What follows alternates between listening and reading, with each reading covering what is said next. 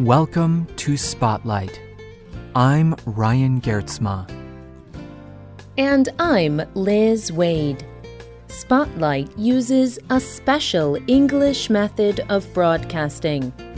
It is easier for people to understand, no matter where in the world they live.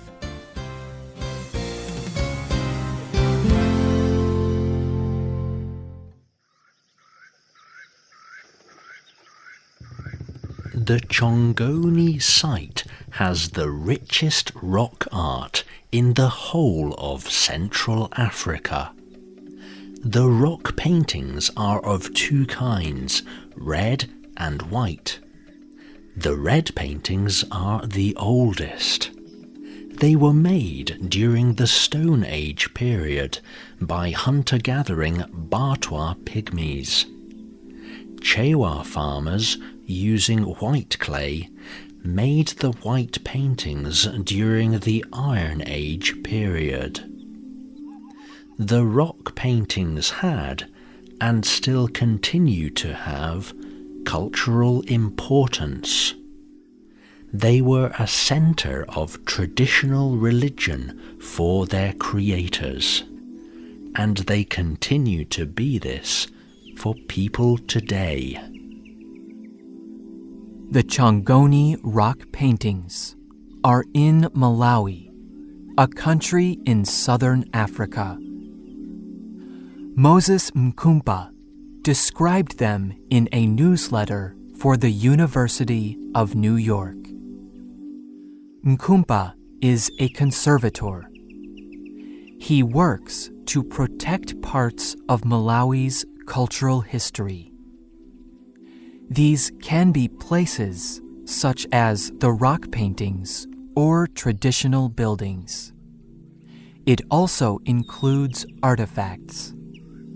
These are often objects such as instruments or containers like woven baskets or round clay bowls. Mkumpa's job is to conserve and protect these important parts of culture. Today's spotlight is on Moses Mkumpha, Malawi's only cultural conservator. Moses Mkumpha grew up as the son of a postmaster. As a child, he lived in many different cities in Malawi. When he grew up, he became a biology teacher. One day, Mkumpha was reading the newspaper. He saw an advertisement for a conservator. This position was with the Malawian government. They were looking for someone to protect and conserve historical areas and objects or artifacts. Mkumpha was very interested in culture and conservation. He knew a lot about science. He applied for the job, and he became a conservator. Mkumpha told Al Jazeera why this new position was so exciting for him. It combined science and history. It is about the love of my heritage. I am proud of who I am and my background. But as Malawi's conservator, Mkumpha had a difficult job to do.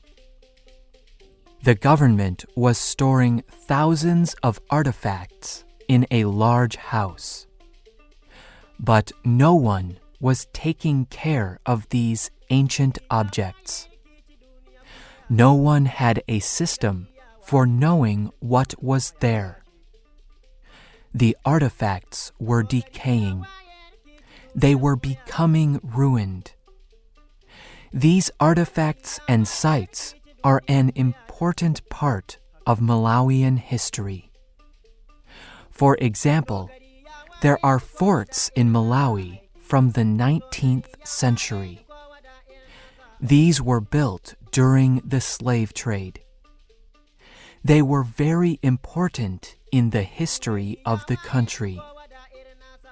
But these buildings are growing old. If they become ruined, Malawi will lose this reminder of history and culture. In the same way, there are objects or artifacts that are very important in Malawi's cultural history. These include musical instruments and masks for people to wear on their faces. Even everyday objects can be important. Traditional baskets woven from grass or round clay bowls and pots teach people about the past. However, these things are fragile. Without special care, they will not last very long. Conservationists like Mikumpha work to protect and preserve these objects. Then, future generations can see them. They can understand their cultural history. When Moses Mkumpha became a conservator, he saw all these ancient sites and artifacts. He did not know where to start. So he became a student at the Institute for Fine Arts at New York University. This is a place where people learn skills for conserving and protecting. At New York University, Mikumpha learned how to preserve artifacts. He learned how to clean and store ancient objects without damaging them. For example, bones must not get dusty or have great changes in temperature. Many materials, such as metal or cloth, must stay dry and clean, or they will decay. Another technique that Mikumpha learned in New York was to make replicas. These are copies of original objects.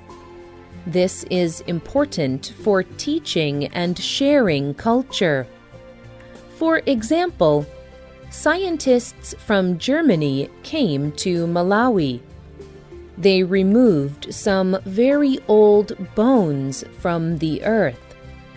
They then took these bones to Germany. Now, people in Malawi cannot see the bones.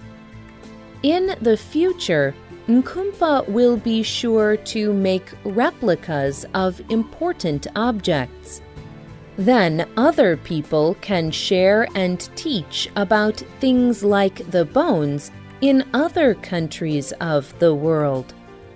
But the cultural artifacts of Malawi will remain in that country.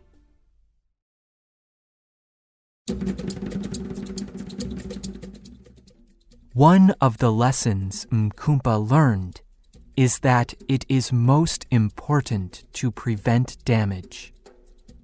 He is doing this at the rock painting site. He has stopped people from building fires too near the rocks. Mikumpha also discourages young people from putting other paint on the walls. This will protect the rock paintings. But Mikumpha is also careful not to completely separate people from the rocks. Traditional sites and objects can still be an important part of everyday life. Weber Ndoro is a professor at the University of Zimbabwe. He is an expert in conservation management in Africa. Ndoro wrote an article for the Getty Conservation Institute. He talks about how modern people are connected to their cultural history.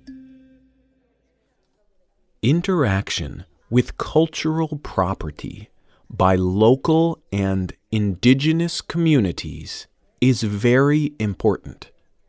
This is not only because the history is theirs. Such connection also helps heal damaged self-confidence. For conservation projects to succeed, the communities concerned must be self-confident. This confidence comes once people regain a sense of ownership of their history and begin to be proud of their past. This sense of pride in cultural history is also very important for Moses Mkumpha. He wrote in the newsletter for the Institute for Fine Arts at New York University, I loved my experience at Chongoni rock art area. During the cleaning exercises, I learned so much about the conservation of the paintings. I was satisfied with the work and how it increased the appreciation of the rock art. In the future, I envisage further schooling in conservation studies. I want to publish research and help to develop and establish a curriculum for conservation studies in my country.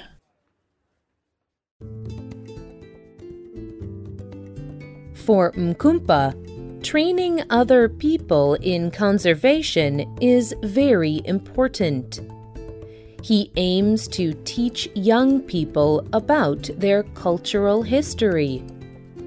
He thinks this will increase understanding of the past, and he hopes it will also have a positive result for the future of Malawi.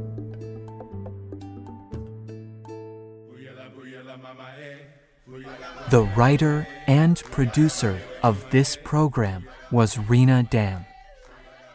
The voices you heard were from the United Kingdom and the United States.